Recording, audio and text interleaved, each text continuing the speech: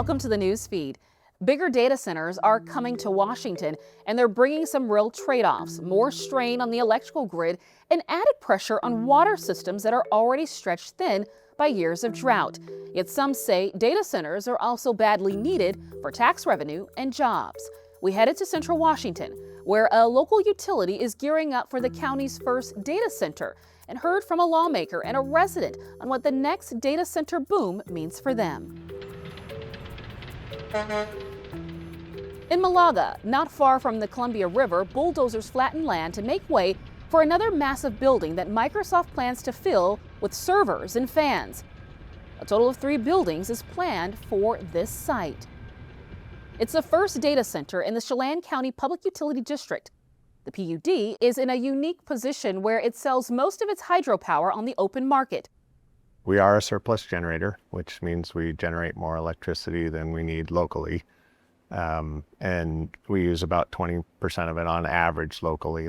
The PUD's board requires any facilities that consume large amounts of power must find that electricity from an outside source. Our board has just said we're not willing right now to sell that energy to a data center. And our customers have been very vocal about that. They've been very concerned about using up the excess hydropower for large loads that could be built really quickly. So that's the concern. They can be built quickly, and then want to make sure that we have the capacity for the years for load growth here first. According to Microsoft, at full operation, this data center site could draw as much as 150 megawatts at any one time. The tech company says they will bring in clean power from outside the region. Over the last 2 decades, construction of data centers is one bright spot in the industry, says Matthew Hepner, East Wenatchee councilmember and IBEW union official. He also says Central Washington towns have benefited economically from the larger tax base data centers have brought in. Hepner wants to see the state build a lot more clean energy to supply the growing data center industry. If we have the energy, we will get the economic development that goes with it. And when they are coming here, then we get to set the rules for both workers as well as the environment. If we drive data centers out from here, they're going to go to the south, and they're just going to run the entire thing on diesel. We're still going to be using the internet, and those data centers are still going to be operating 24 hours a day, spewing more carbon. About 10 miles south of Quincy, Jackie and Alan Rasmussen are feeling the personal impacts of data center growth in the area. They're trying to stop a 230 kilowatt transmission line from ending up in their front yard.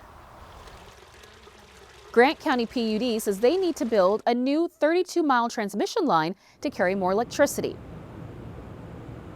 I know that they need the power for the data centers. I understand that, but ratepayers were paying with our rates increasing for this line, and some of us were paying with our homes. The Rasmussens want the PUD to use alternative routes that go through a larger percentage of public land. If that doesn't happen, they plan to move. We say public use for public good. And so even though this power is benefiting the data centers that are in Quincy, we live lots of miles away from that, and it's having a huge impact on us and our lives.